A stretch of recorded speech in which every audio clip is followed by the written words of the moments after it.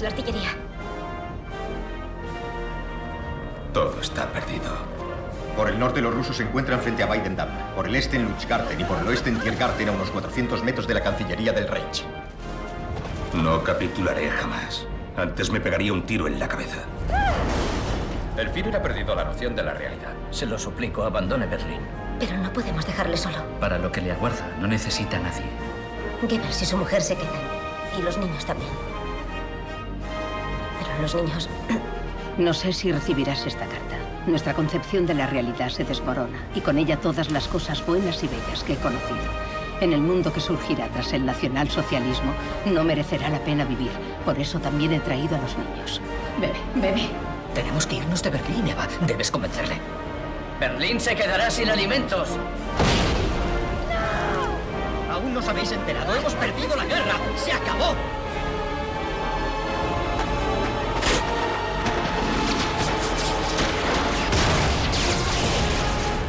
¿Por qué quieres seguir viviendo? ¿Y usted por qué está deseando morir? Tengo que dictarle mi testamento. Estoy mecanografiando el del Führer. ¿Qué esperan que hagamos? No puedo más. El fin podría llegar cualquier día, a cualquier hora. El propio Führer ha perdido toda esperanza de un desenlace feliz. Tu hermana. Procura salir de aquí. Prométemelo. ¡El pueblo ha escogido su destino! Y ahora les cortarán el cuello. Mañana me maldecirán millones de personas. Pero es lo que el destino ha querido. En la quietud aparente de una Europa que aún lamía las heridas de una guerra, comenzaron a susurrarse planes en los corredores del poder. Decisiones veladas, envueltas en un lenguaje deliberadamente ambiguo, tejían una red que pronto atraparía a millones en una oscuridad sin precedentes. ¿Cómo pudo una nación culta, cuna de pensadores y artistas, sucumbir a una ideología que negaba la humanidad misma de una parte de sus ciudadanos? ¿Qué mecanismos siniestros permitieron que la maquinaria de un Estado moderno se pusiera al servicio de la aniquilación sistemática? Este es el relato de un descenso a las profundidades de la capacidad humana para la crueldad organizada, un evento que se gestó en la penumbra de resentimientos antiguos y nuevas teorías raciales.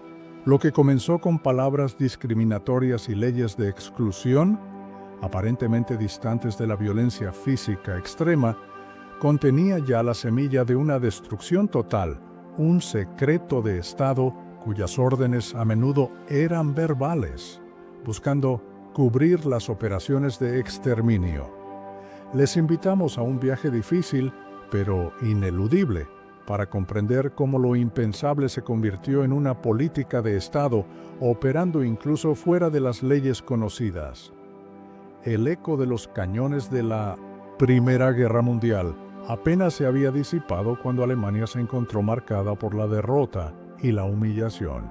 El Tratado de Versalles, firmado el 28 de junio de 1919, no fue un acuerdo de paz entre iguales, sino una imposición de los vencedores que sembraría las semillas de futuros conflictos.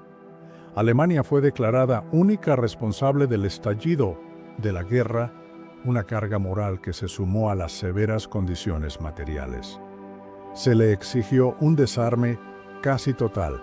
Su ejército quedó reducido a apenas 100.000 hombres, sin armamento pesado como tanques, submarinos o aviación militar.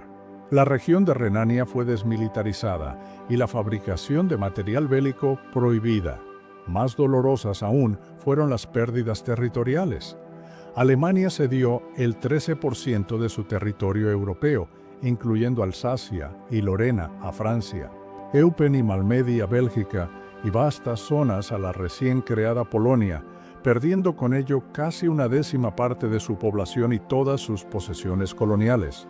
A esto se añadió la obligación de pagar reparaciones de guerra astronómicas, fijadas posteriormente en 132.000 millones de marcos oro, una suma que ahogaría su economía durante años. Estas condiciones, percibidas como un dictado injusto, alimentaron un profundo resentimiento nacional y una sensación de agravio que serían hábilmente explotados por movimientos extremistas. Sobre estas cenizas nació la República de Weimar, un experimento democrático en un país poco acostumbrado a él. Desde su inicio, la República se vio acosada por problemas monumentales. Heredó las deudas de la guerra y la carga de las reparaciones, lo que, sumado a una mala gestión económica, condujo a una de las peores crisis inflacionarias de la historia. Entre 1921 y 1923, la hiperinflación alcanzó cotas inimaginables. El valor del marco alemán se pulverizó y los precios podían duplicarse en cuestión de horas. Los ahorros de la clase media se desvanecieron, generando una miseria y un descontento social generalizados. La inestabilidad política era la norma. Gobiernos débiles se sucedían, incapaces de ofrecer soluciones duraderas. La joven democracia fue atacada desde la extrema derecha, con intentonas golpistas como el Putsch de Kapp en 1920, y desde la extrema izquierda, con levantamientos como el de los espartaquistas. La violencia política en las calles era frecuente. La incapacidad de la República para pagar las reparaciones llevó a la ocupación franco-belga de la cuenca del Ruhr en 1923, lo que agravó aún más la crisis económica y la sensación de humillación nacional. Cuando la Gran Depresión golpeó al mundo en 1929, Alemania, con su economía ya debilitada, fue una de las naciones más afectadas. El desempleo se disparó y la desesperación se apoderó de amplias capas de la población. La interconexión entre la carga de Versalles y la fragilidad económica de Weimar creó un círculo vicioso destructivo. Las onerosas reparaciones impuestas por el tratado exacerbaban una crisis económica ya de por sí grave. A su vez, la precaria situación económica hacía virtualmente imposible para Alemania cumplir con sus obligaciones de pago, lo que alimentaba el discurso nacionalista de que el país estaba siendo deliberadamente estrangulado por potencias extranjeras. Esta narrativa de victimización encontró un terreno fértil en una población desmoralizada, la cultura de la derrota, magnificada por las condiciones de Versalles y la persistente crisis de Weimar, generó una imperiosa necesidad de encontrar culpables. Esta búsqueda de chivos expiatorios no solo facilitó el ascenso de figuras como Adolf Hitler, sino que también prefiguró la lógica de exclusión y violencia que alcanzaría su cenit en el Holocausto. La necesidad de culpar a otros, ya fueran las potencias aliadas o internamente grupos minoritarios, se convirtió en un peligroso mecanismo de cohesión para los movimientos radicales que prometían restaurar el orgullo y la prosperidad perdidos. El odio hacia los judíos no fue una invención del siglo XX ni una creación exclusiva del nazismo. Sus raíces se hunden profundamente en la historia europea, manifestándose durante siglos a través de la discriminación religiosa, social y económica. Desde la antigüedad tardía, con la institucionalización del cristianismo en el Imperio Romano, los judíos fueron progresivamente marginados. Se les prohibió casarse con cristianos, emplearlos o testificar contra ellos en tribunales. En la Edad Media fueron excluidos de la mayoría de las profesiones y gremios, obligándolos a dedicarse al comercio y al préstamo de dinero, actividades que a menudo generaban resentimiento y estereotipos negativos.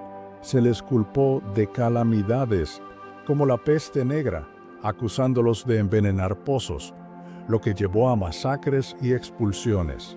Mitos infames como el libelo de sangre, la acusación de asesinar niños cristianos para rituales, provocaron olas de violencia.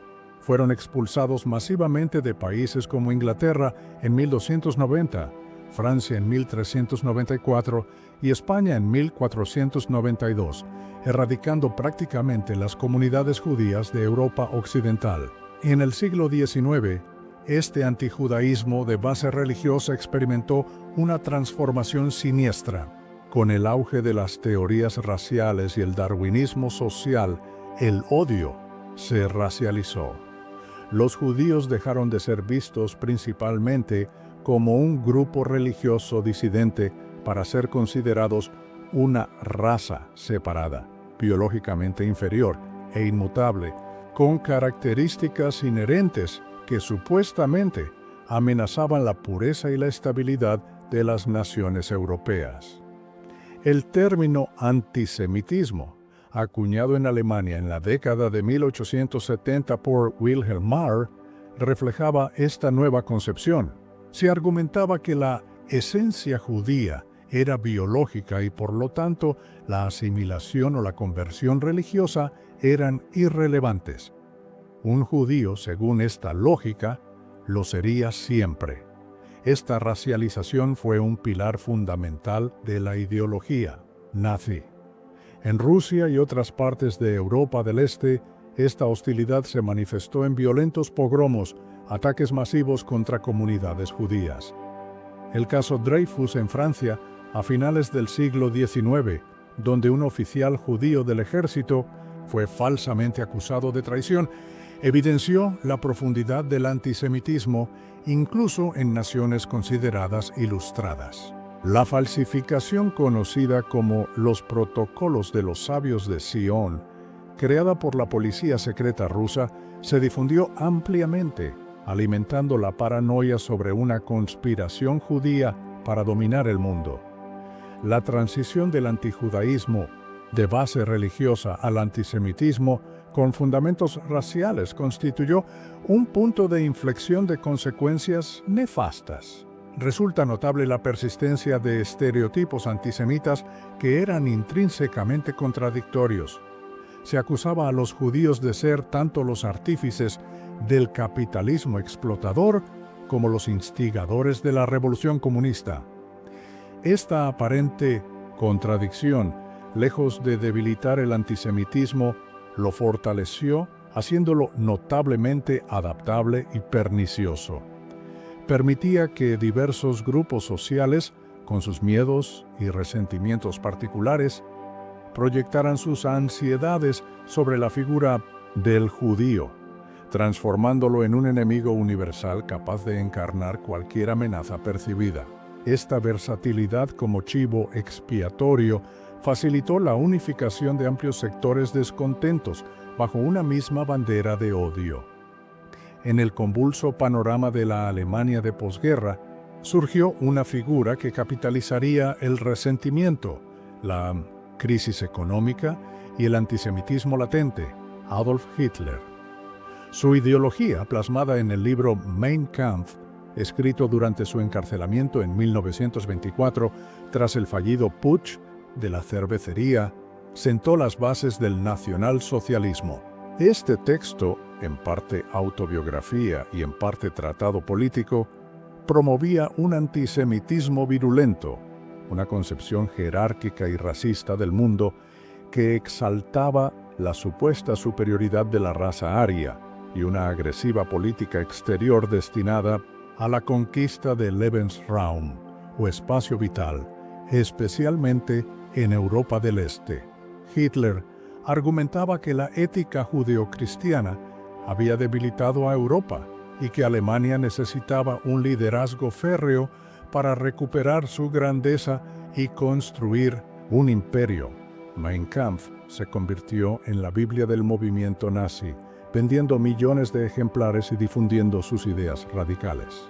Hitler se unió al pequeño Partido Obrero Alemán, DAP, en 1919, que pronto se transformaría bajo su influencia en el Partido Nacional Socialista, Obrero Alemán, NSDAP o Partido Nazi.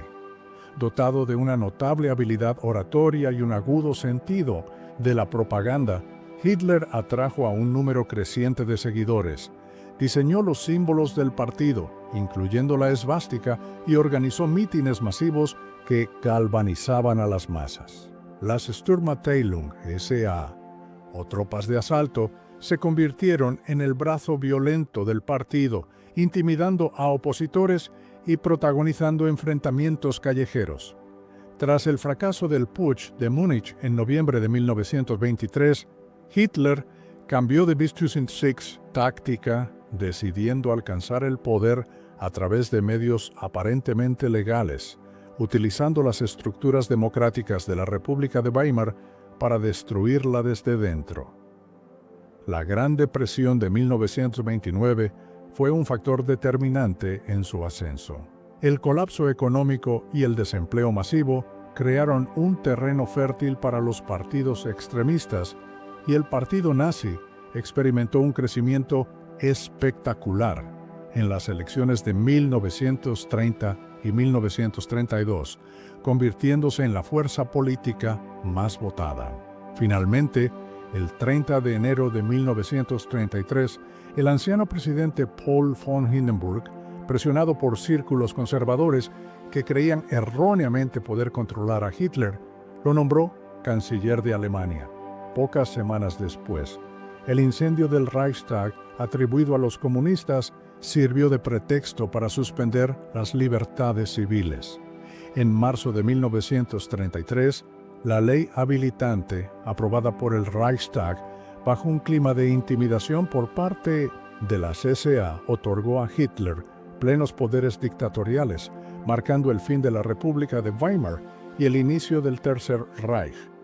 La decisión de Hitler de perseguir el poder por medios legales, tras el fallido golpe de 1923, fue una adaptación táctica de enorme trascendencia. Esta estrategia le permitió explotar las herramientas y procesos de la democracia con el fin último de desmantelarla desde su interior. Una maniobra que muchos de sus contemporáneos subestimaron o no supieron contrarrestar eficazmente hasta que fue demasiado tarde.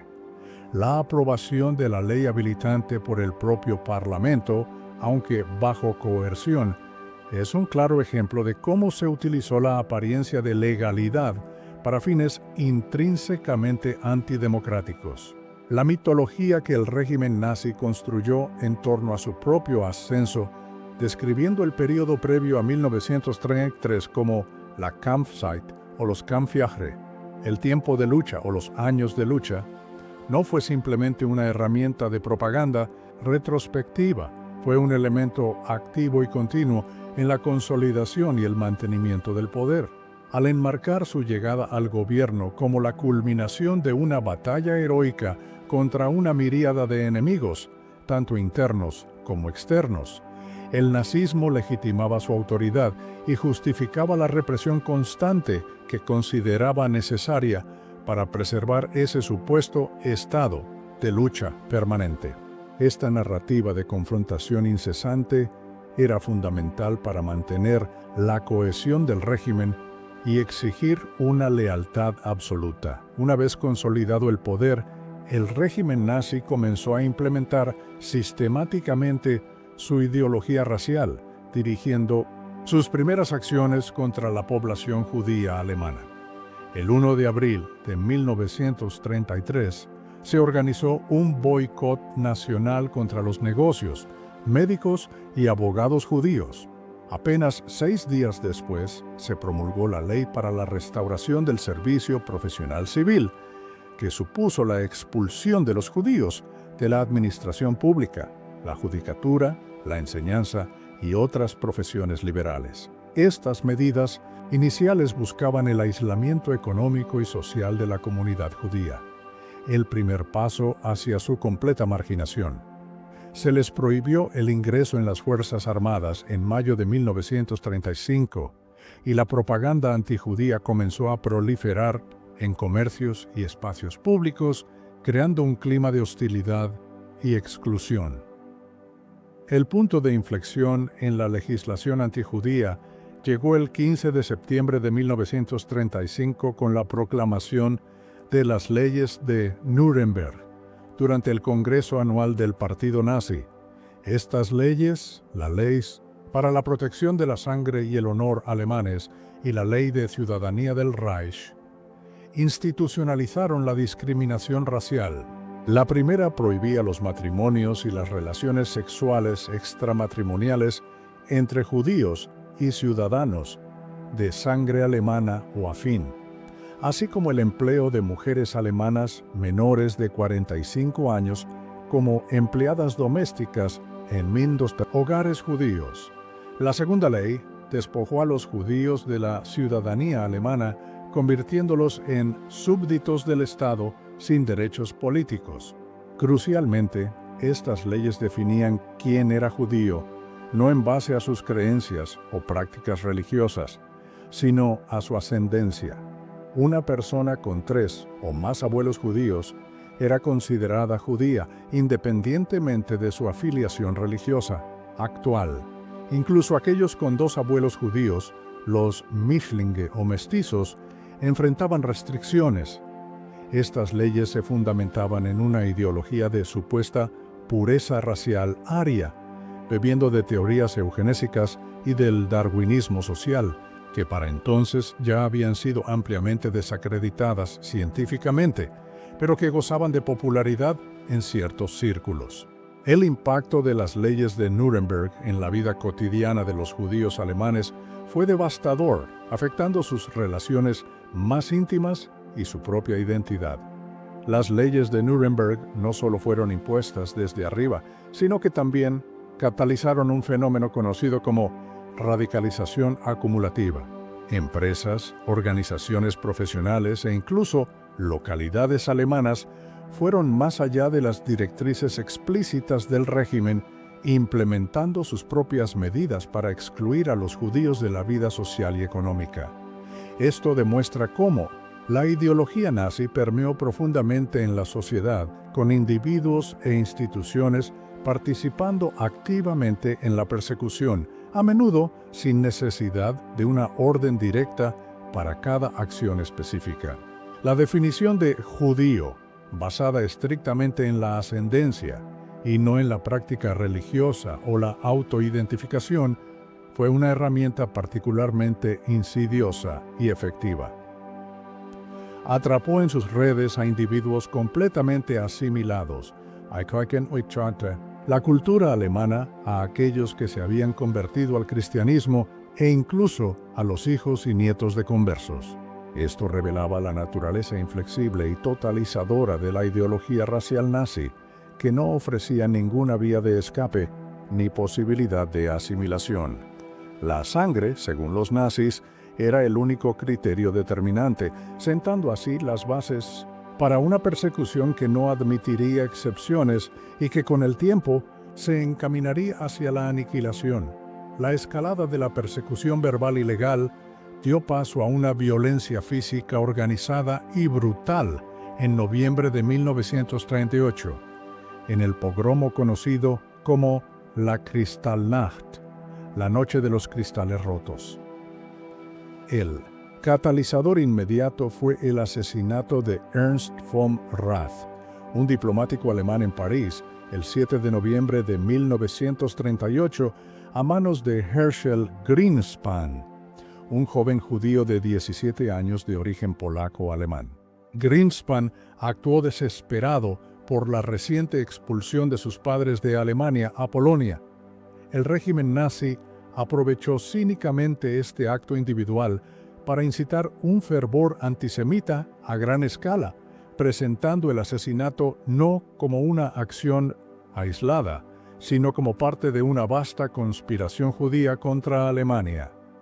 Cuando von Rath sucumbió a sus heridas el 9 de noviembre, los líderes nazis, reunidos en Múnich para conmemorar el aniversario del putsch de la cervecería de 1923, encontraron el pretexto perfecto.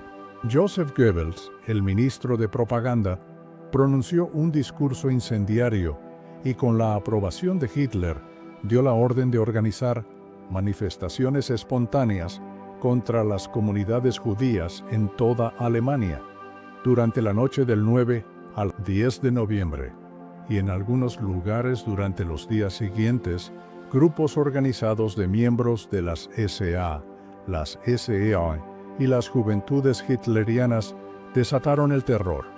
Cientos de sinagogas fueron incendiadas y destruidas. Los bomberos tenían órdenes de intervenir solo para evitar que las llamas se propagaran a edificios aledaños no judíos. Miles de negocios y hogares judíos fueron saqueados y sus escaparates destrozados, cubriendo las calles de cristales. Cementerios judíos fueron profanados. La policía recibió instrucciones de no proteger a los judíos ni sus propiedades. Al menos 91 judíos fueron asesinados durante el pogromo, aunque algunas estimaciones elevan la cifra a unas 400 personas muertas o llevadas al suicidio. En los días posteriores, unos 30.000 hombres judíos fueron arrestados simplemente por su condición de judíos y enviados a campos de concentración como Dachau, Buchenwald y Sachsenhausen. A la comunidad judía se le impuso una multa colectiva de 1.000 millones de marcos y se le obligó a pagar los costes de reparación de los daños sufridos. La Kristallnacht fue un punto de no retorno. Para muchos judíos alemanes se hizo evidente que no tenían futuro en Alemania, lo que aceleró la emigración forzada de aquellos que aún podían escapar. El evento también marcó una intensificación de la política de expropiación de los bienes judíos. La respuesta de la mayoría de la población no judía alemana a la Kristallnacht fue variada y es un indicador crucial del clima social de Mies, la época. Hubo quienes participaron activamente en la violencia y el saqueo, movidos por el odio, la codicia o la presión grupal. Otros fueron meros espectadores, curiosos o indiferentes, que observaron la destrucción sin intervenir. La ausencia de una condena popular masiva o de una resistencia significativa ante esta explosión de violencia estatalmente orquestada envalentonó al régimen nazi, que percibió una tácita aprobación o, al menos, una pasividad que le permitía continuar y escalar sus políticas antisemitas, sin temor a una disidencia interna considerable. La forma en que se nombró y se recuerda este evento también revela complejidades. El término Kristallnacht, o Noche de los Cristales Rotos, utilizado inicialmente por la población no judía, es hoy ampliamente considerado en Alemania como un eufemismo. Este término se centra principalmente en el daño material, los cristales rotos de los escaparates, minimizando la violencia humana, los asesinatos, los arrestos y la destrucción de lugares sagrados. Además, la referencia a una sola noche es engañosa, ya que la violencia se prolongó durante el día en muchos lugares, aunque internacionalmente el término sigue siendo el más conocido. Su uso crítico en Alemania refleja una evolución en la conciencia histórica y una lucha por encontrar un lenguaje que describa adecuadamente la brutalidad de los hechos sin trivializarlos. Incluso el término pogromo, aunque más preciso para describir un ataque violento contra una minoría, puede ser problemático si sugiere una violencia puramente popular y espontánea, ocultando el papel central y director del Estado nazi en la planificación y ejecución de estos actos de terror. Tras la Kristallnacht, la vida de los judíos en Alemania se volvió progresivamente más insostenible. Las medidas discriminatorias se multiplicaron, afectando todos los aspectos de su existencia. A partir del 17 de agosto de 1938, una ordenanza obligó a los judíos cuyos nombres de pila no eran considerados típicamente judíos a añadir Israel, los hombres, y Sara, las mujeres, a sus nombres. Sus pasaportes fueron marcados con una gran letra J roja, identificándolos inequívocamente ante las autoridades y el público. En noviembre de 1938, se prohibió a los niños judíos asistir a las escuelas públicas alemanas, segregándolos educativamente. La presión económica se intensificó. Para 1939, la mayoría de las empresas de propiedad judía habían sido confiscadas, transferidas a propietarios arios en un proceso conocido como arianización, o habían quebrado debido a los boicots y las restricciones. Los judíos fueron excluidos de la vida cultural.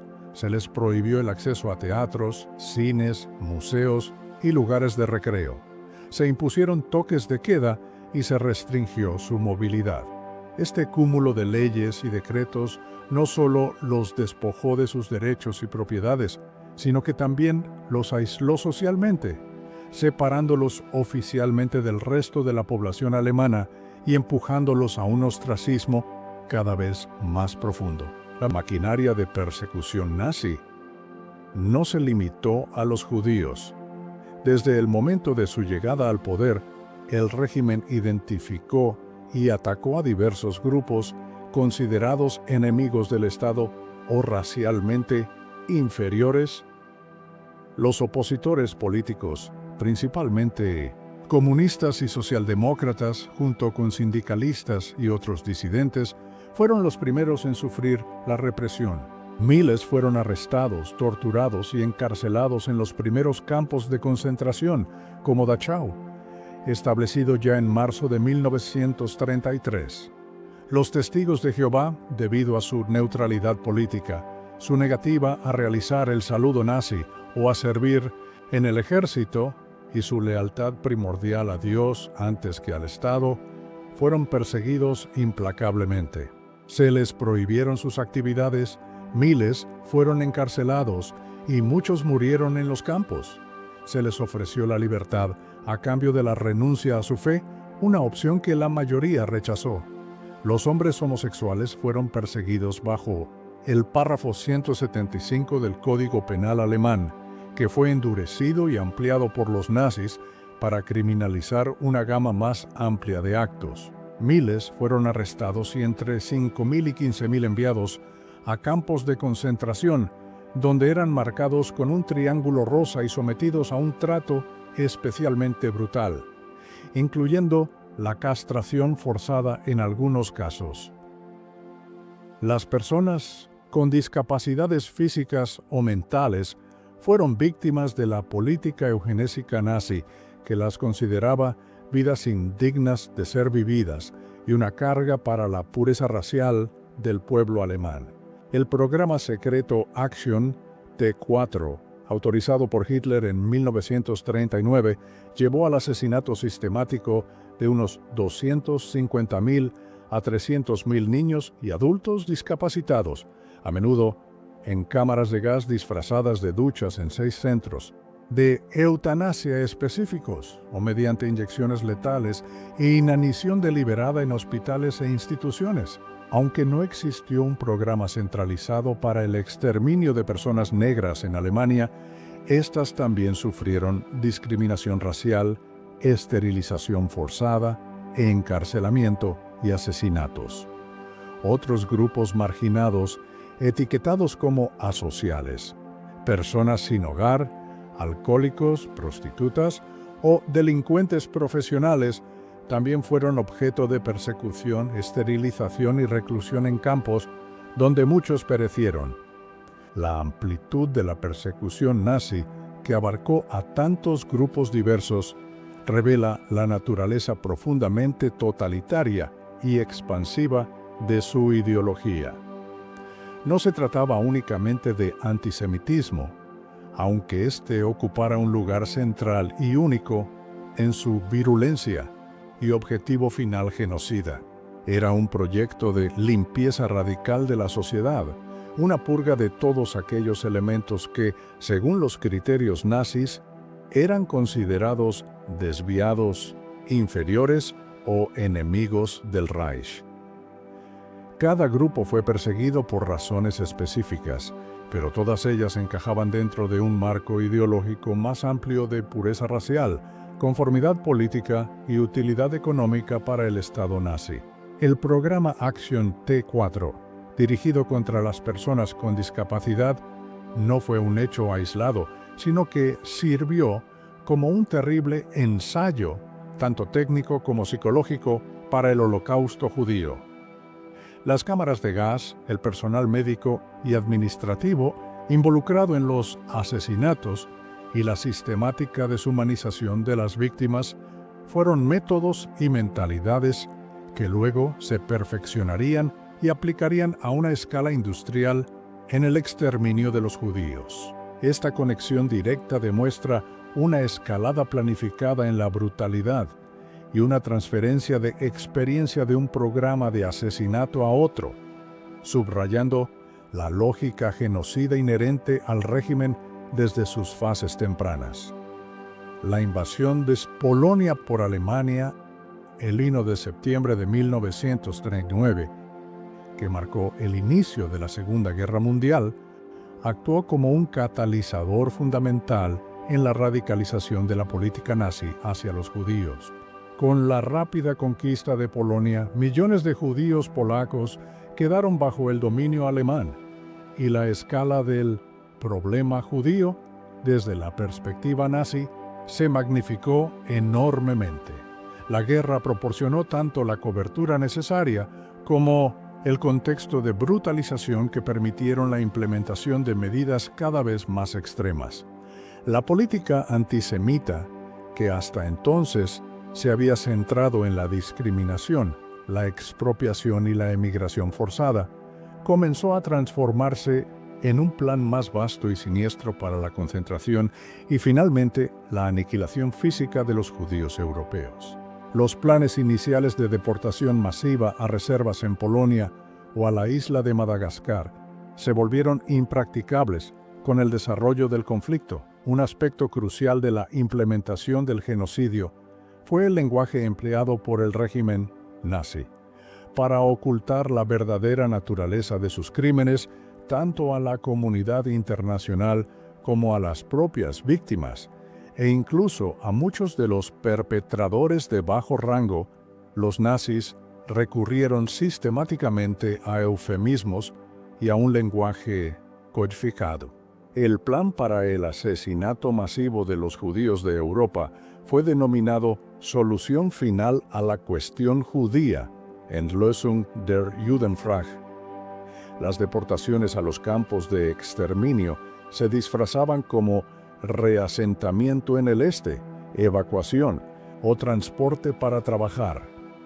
El asesinato directo era referido como tratamiento especial, Sonderbehandlung, acción especial, o en el contexto de las instalaciones de gaseo de Acción T4, desinfección.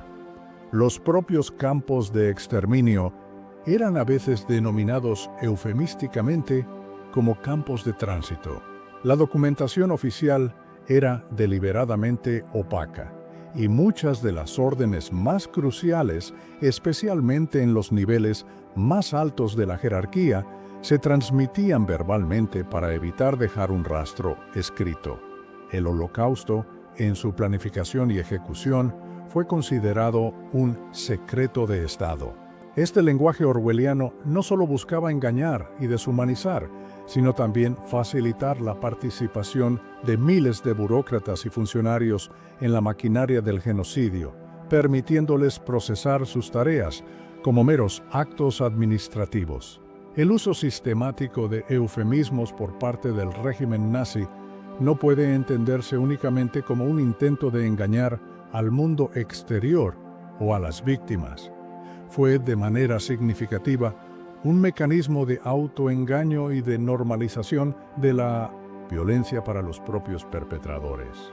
Al evitar nombrar directamente el asesinato, la tortura y el genocidio, se creaba una distancia psicológica que mitigaba, aunque no eliminaba, la carga moral de sus acciones. La burocratización del horror, donde el exterminio se gestionaba con la frialdad de un proceso industrial, se veía facilitada por este lenguaje aséptico y técnico. Esto permitía a muchos funcionarios y ejecutores participar en la maquinaria de la muerte como si se tratara de una tarea administrativa más, disociándose de la brutalidad inherente a sus actos.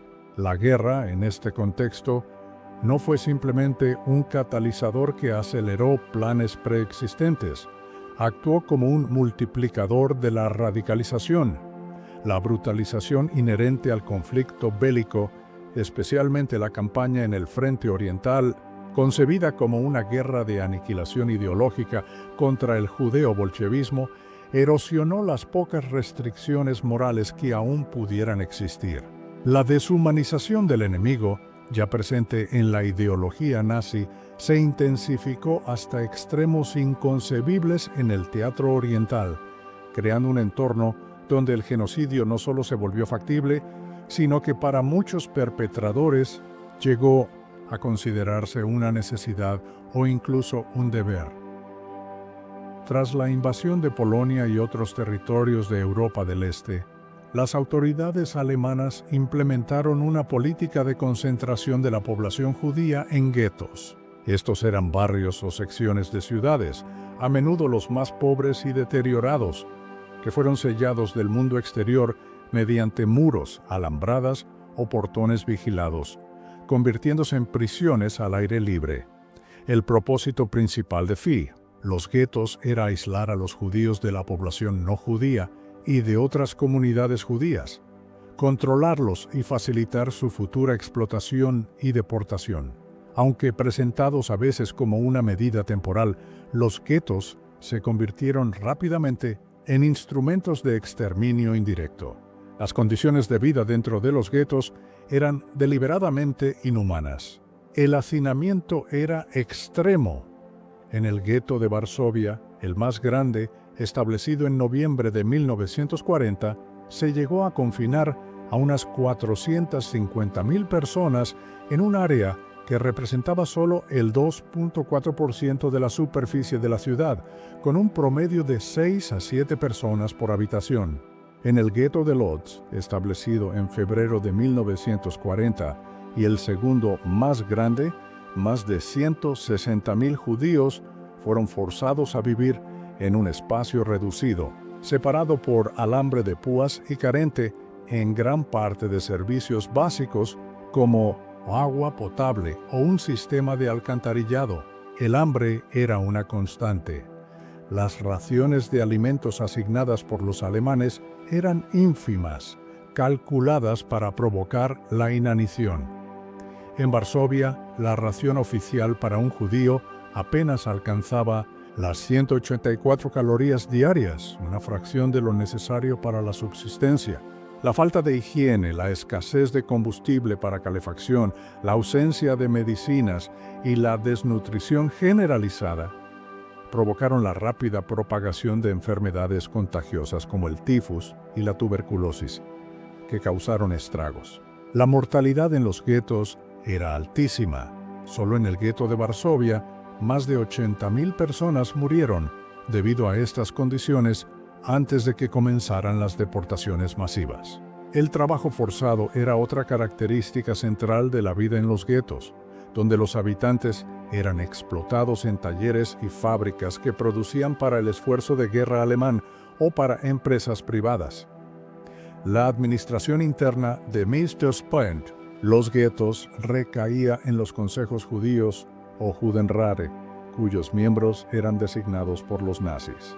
Estos consejos se enfrentaron a dilemas morales insoportables, atrapados entre las brutales exigencias de las autoridades alemanas y su deseo de aliviar el sufrimiento de sus comunidades. Eran responsables de la distribución de alimentos, la organización del trabajo, la sanidad y el orden interno, a menudo a través de una fuerza de policía judía, también creada bajo coerción alemana. La policía judía, en muchos casos, fue obligada a participar en las redadas y a facilitar las deportaciones a los campos de exterminio, una de las páginas más trágicas y controvertidas de la historia de los guetos. La historia de Adam Cherniakov, presidente del Judenrat de Varsovia, quien se suicidó en julio de 1942 al negarse a firmar las órdenes de deportación de niños, ilustra la terrible presión y la desesperación de estos líderes. A pesar del terror y la miseria, la vida en los guetos no fue solo sufrimiento pasivo. Surgieron diversas formas de resistencia espiritual y cultural. Se organizaron escuelas clandestinas para niños, se mantuvieron bibliotecas secretas, se ofrecieron conciertos y representaciones teatrales, y se publicaron periódicos clandestinos. Se hicieron esfuerzos heroicos por mantener las tradiciones religiosas y la cohesión comunitaria. El contrabando de alimentos, medicinas y otros bienes esenciales se convirtió en una actividad vital para la supervivencia, a menudo llevada a cabo con enorme riesgo por mujeres y niños, quienes podían moverse con algo más de facilidad por las rendijas del sistema.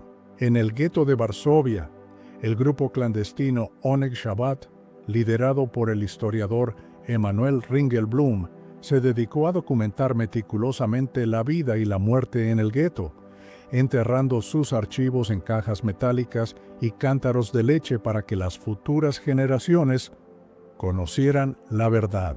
Estos actos de preservación cultural, educación y documentación fueron una poderosa afirmación de la dignidad humana y la voluntad de resistir la aniquilación. La creación de los Judenräte por parte de las autoridades nazis fue una táctica particularmente perversa. Al transferir la responsabilidad administrativa de la gestión de los guetos y, crucialmente, la compilación de listas para las deportaciones a los propios líderes judíos, los nazis no solo buscaban una mayor eficiencia logística. Esta estrategia también tenía como objetivo sembrar la discordia, la desconfianza y la desesperación dentro de las comunidades judías, erosionando la solidaridad y transfiriendo una parte de la carga moral de las decisiones más terribles a las propias víctimas. El suicidio de Adam Cherniakov es un testimonio elocuente de la insoportable presión moral que esta táctica imponía. Frente a esta maquinaria de deshumanización, las múltiples formas de resistencia cultural y espiritual que florecieron en los guetos adquieren una significación aún mayor. Las escuelas clandestinas, la observancia de rituales religiosos en Mirvitemensluwen secreto, la creación artística y la meticulosa documentación de la vida cotidiana y las atrocidades, como la realizada por el archivo Onek Shabbat, no fueron meros actos de supervivencia pasiva. Constituyeron afirmaciones activas y desafiantes de la identidad, la cultura y la humanidad judías, una lucha por preservar el significado y la memoria, incluso ante la perspectiva de una muerte casi segura.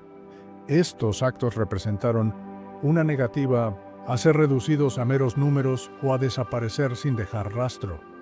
Con la invasión de la Unión Soviética en junio de 1941, denominada Operación Barbarroja, la política nazi de exterminio entró en una nueva fase aún más brutal y directa.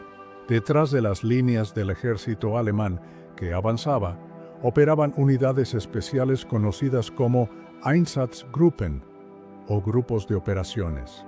Estas unidades, formadas por personal de las SS, el SD, Servicio de Seguridad, la Gestapo y otras fuerzas policiales, estaban bajo el mando general de Reinhard Heydrich, jefe de la Oficina Principal de Seguridad del Reich, RSCA. Se organizaron 4 Einsatzgruppen principales, designados con las letras A, B, C y D, cada uno con varios cientos de hombres y asignado a un sector específico del Frente Oriental. Estas unidades se subdividían a su vez en comandos más pequeños, los Einsatzkommandos y Sonderkommandos, para operar con mayor flexibilidad en vastos territorios. Su tarea principal, según la definió el general de las SS Erich von dem Bach-Zelewski en los juicios de Nuremberg, era la matanza de los judíos. Prioritario, los gitanos y los comisarios políticos. Los métodos de los Einsatzgruppen eran directos y despiadados. Inicialmente, tras la ocupación de un área, se centraron en el asesinato de hombres judíos en edad militar, intelectuales y funcionarios comunistas. Sin embargo, muy pronto, a partir de agosto de 1941, estas operaciones se ampliaron para incluir el exterminio de comunidades judías enteras, hombres, mujeres, niños y ancianos. El procedimiento habitual consistía en reunir a las víctimas judías de un pueblo o ciudad, a menudo con el pretexto de un reasentamiento o registro. Se les obligaba a entregar sus objetos de valor y a desnudarse. Luego eran conducidas a munas, lugares apartados, como barrancos, bosques, minas abandonadas o fosas antitanque, donde eran sistemáticamente fusiladas. Con frecuencia, las propias víctimas eran forzadas a cavar sus fosas comunes antes de ser asesinadas. Los cuerpos caían directamente en las fosas, que luego eran cubiertas. Estas masacres se llevaban a cabo a plena luz del día, a menudo con la participación o la presencia de unidades del ejército alemán, Wehrmacht, policías locales y colaboradores civiles de las poblaciones ocupadas.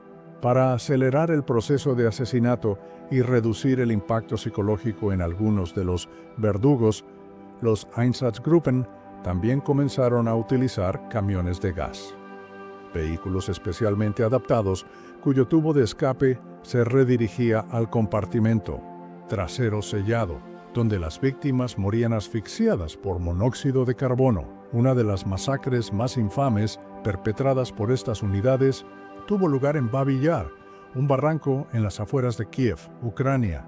El 29 y 30 de septiembre de 1941, miembros del Sonderkommando 4A, perteneciente al Einsatzgruppe C, con la ayuda de unidades de la Wehrmacht y la policía ucraniana, asesinaron a 33.671 judíos. Las víctimas habían sido convocadas mediante avisos que les ordenaban presentarse para un supuesto reasentamiento y fueron conducidas al barranco donde se les fusiló en masa. Se estima que los Einsatzgruppen y las unidades auxiliares que colaboraron con ellos fueron responsables del asesinato de aproximadamente 1.3 a 1.5 millones de judíos, además de cientos de miles de otras víctimas, incluyendo prisioneros de Betzanstrecke, guerras soviéticos, partisanos, Roma y personas con discapacidad.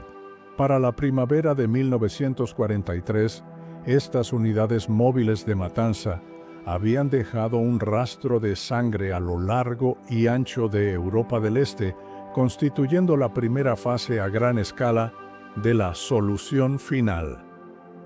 El impacto psicológico que estas masacres, directas y brutales, tuvieron sobre los propios miembros de los Einsatzgruppen fue considerable. Los informes de la época y los testimonios posteriores revelan que muchos perpetradores sufrieron problemas de alcoholismo, trastornos mentales y una creciente desmoralización, debido al contacto constante y cercano con el asesinato. Esta ineficiencia psicológica desde la perspectiva de los líderes nazis como Heinrich Himmler fue uno de los factores que impulsó la búsqueda de métodos de exterminio más limpios, impersonales e industrializados, como los camiones de gas y posteriormente las cámaras de gas fijas en los campos de exterminio. Se buscaba no solo aumentar la velocidad de los asesinatos, sino también distanciar a los verdugos del acto mismo de matar, protegiendo así su sensibilidad y manteniendo su capacidad operativa. Esto revela una perversa contradicción dentro del sistema nazi: la necesidad de cometer un genocidio a una escala sin precedentes chocaba con las limitaciones humanas, incluso de aquellos adoctrinados en una ideología de odio extremo.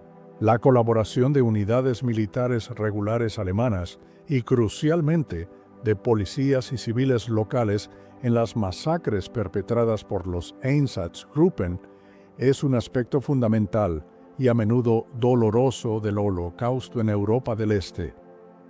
Este fenómeno indica que el genocidio no fue una empresa exclusivamente llevada a cabo por unidades especializadas de las SS, sino que, en numerosos lugares, se nutrió del antisemitismo preexistente, del oportunismo, de la coerción o de la simple indiferencia de segmentos de las poblaciones locales.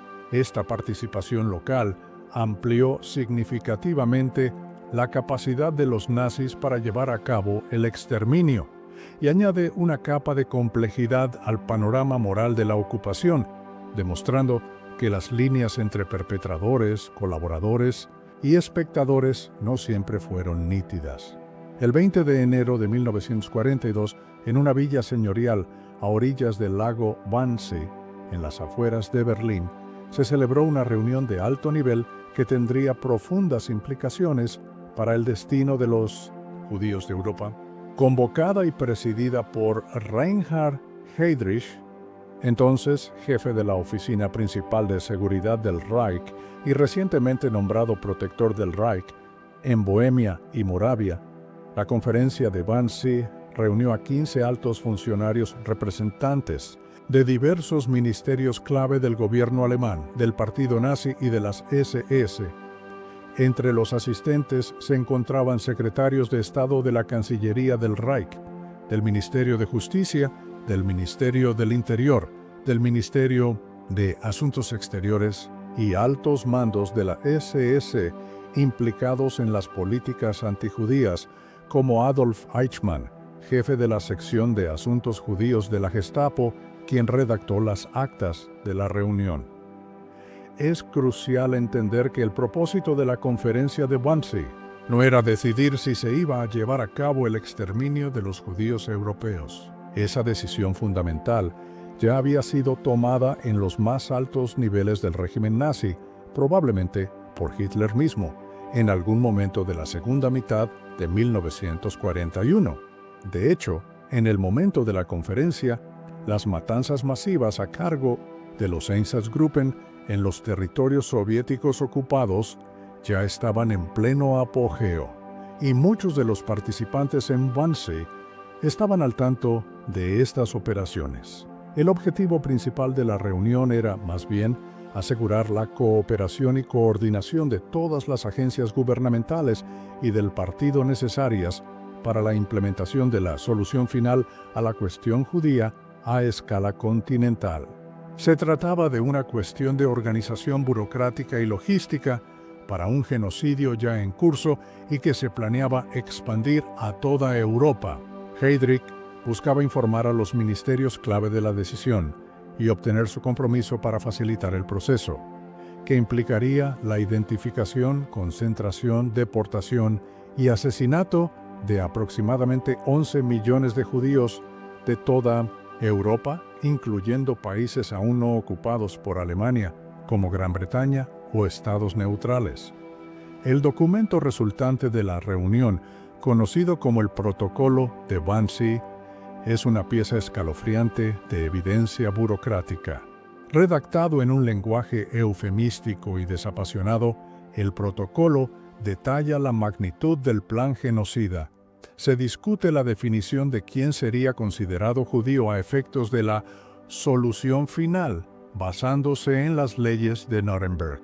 Se habla de evacuar a los judíos hacia el este, donde aquellos aptos para el trabajo serían utilizados en grandes columnas para la construcción de carreteras, previéndose que una gran parte perecería por reducción natural debido a las duras condiciones. Los supervivientes de este proceso, considerados los más resistentes y por tanto los más peligrosos, deberían ser tratados convenientemente.